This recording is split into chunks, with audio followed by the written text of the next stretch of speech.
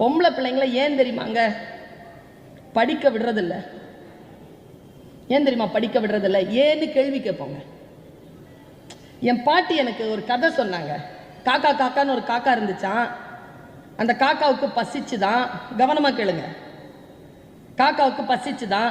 பசிச்ச காக்கா வடைய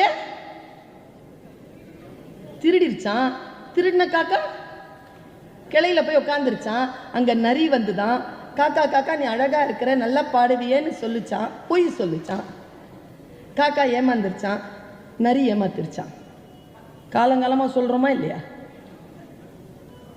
நான் எங்க அம்மம்மாட்ட கேட்டேன் ஒரு கேள்வி. 8 வயசு எனக்கு அப்போ. ஏன் அம்மம்மா, காக்கா திருடிச்சு, அதுக்கிட்ட வடைய நரி திருடிச்சு, காக்காவுக்கு தண்டனை கிடைச்சிருச்சு, ஓகே. காக்கா கிட்ட இருந்து திருடிச்ச நரி அது என்ன ஆச்சுன்னு கேட்டேன். என் அம்மம்மா எனக்கு சொன்ன ஒரே வார்த்தை, ஏய் கேள்வி கேட்கப்படாது. ஏன் பொம்பளை பிள்ளை கேள்வி கேட்கப்படாது? ஏன் அம்மம்மா சொன்னாங்க பாருங்க. ஒரு 8 வயசுல பயந்து போனா இன்னும் தெரியல. கேள்வி கேட்டா கல்யாணம் ஆகாதுன்றது.